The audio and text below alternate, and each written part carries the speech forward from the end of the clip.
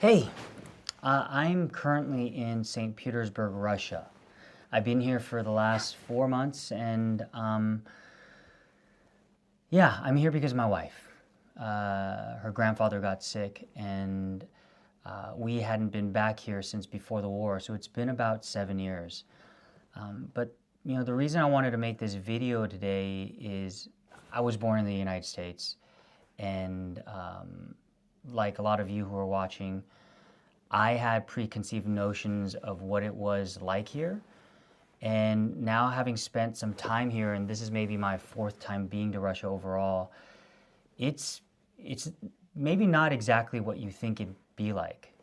So today, I wanted to talk about a few things that I love about Russia and a few things that aren't necessarily my favorite.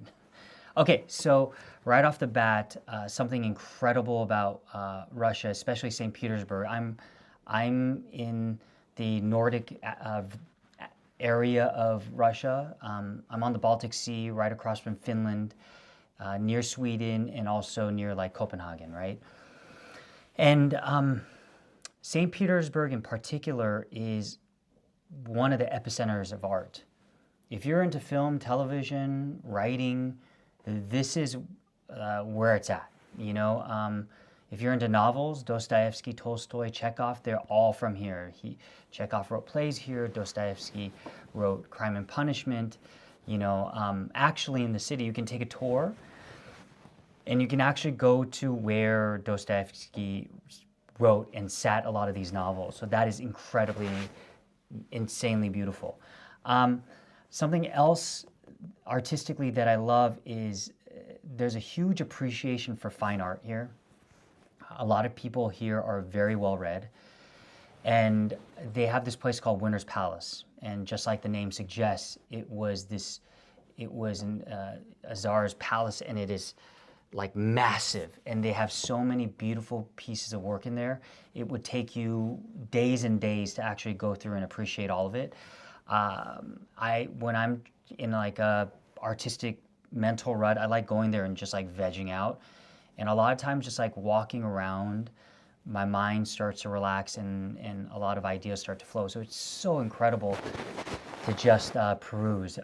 The other thing is the ballet. Ballet is absolutely incredible. There's this place called the Mariinsky Theater, and these performers are absolutely impeccable. They just something for me about ballet is that I don't necessarily love it, but being an artist myself, what I do appreciate is I understand the amount of hours, discipline, and hard work it takes to make it look easy. And when you see these people jumping through the air and doing these spins, never faltering, I just appreciate how much, dedication to their craft they must have had to be able to get to that point of perfection, like literal perfection. Something that maybe wouldn't be obvious to most people is just public transportation. Like the subway systems here also doubled as bomb shelters, so they go really deep underground. It's a little intimidating when you first take a subway here, but when you get down there, it is remarkable. It's ornate, it's beautiful. They have like chandeliers in some of them. The actual box cars, the actual subway cars are like really elegant and well maintained, and like there's just no homelessness here. So when you're on the subway, it's just clean and it's just nice. So I love that. The other thing is it's not what you might think in terms of diversity. It is very, very diverse. When I first came here, I thought it was going to be like Sweden. Everybody was going to be blonde-haired and blue-eyed. It couldn't be further from the truth. But it's not the kind of diversity you think of when you are from the United States. Russia spans from Eastern Europe all the way through Asia. It's like a wide spread. So there are a lot of people who look Hapa. And, if you don't know what that means, it means people of mixed Asian race. And if you think about it, that is exactly what it is. There's China, but in between China and Russia, there's all the Central Asian countries like Kazakhstan, Uzbekistan, Kyrgyzstan. So you actually feel quite at home because there are a lot of people that look like me. There's a lot of people from China here, and also a lot of black people. And I think in recent years, a lot of people from Africa have been coming to study in Russia because they're particularly good in engineering and computer science and some technological fields. So a lot of people from Africa have been coming here to study. So there's quite a bit of even mixed race black kids here as well. So it's really diverse. So those are some of the things I love.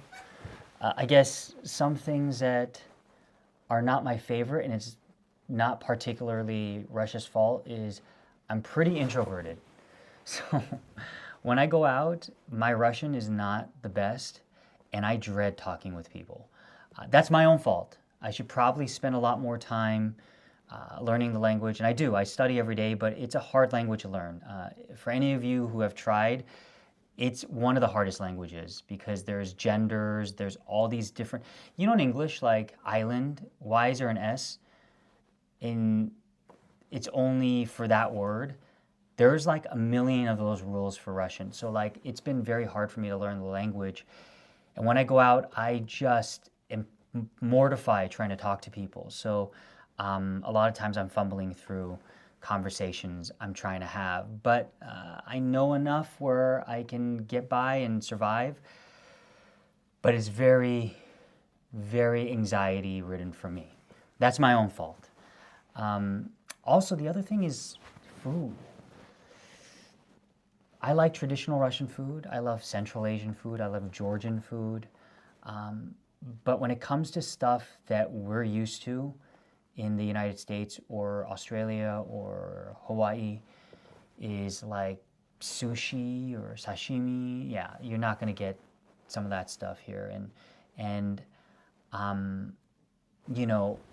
if you're into like rolls, even like hand rolls or something, it's like it's white people rolls. And you guys know what I'm talking about, like white people rolls, like with cream cheese and stuff. I'm not saying that's bad. I enjoy it once in a while myself, but if you want anything that feels like authentic, you're not going to get that. Even Chinese food, even though there's so many Chinese people here, I love Taiwanese food like Nyoryumen or Hongyosao, like the chili wontons. You're not going to get that here either. It's mostly mainland Chinese China food, like Szechuan, mala, that kind of stuff. So, the food has been a little bit difficult for me. And then one other thing that just drives me absolutely up the wall, everybody smokes here. Everybody smokes. And that's Europe in general, but particularly in Russia. If you're walking outside and you expect that you can breathe in some fresh air, it's gonna be with a little bit of cigarette smoke. Not a lot of people here smoke vapes. Some, but not that many. It's very much still old school cigarettes, and I know it's coming back. I know it's like cyclical, and everybody's been smoking these days. I used to smoke, but now I just can't stand the smell of it. So it just drives me up the wall sometimes because I'm just walking down the street and no matter where I turn, somebody is smoking and breathing it in my face. But that's my own problem, because if I don't like it, maybe I should stay home. But it is something that bothers me.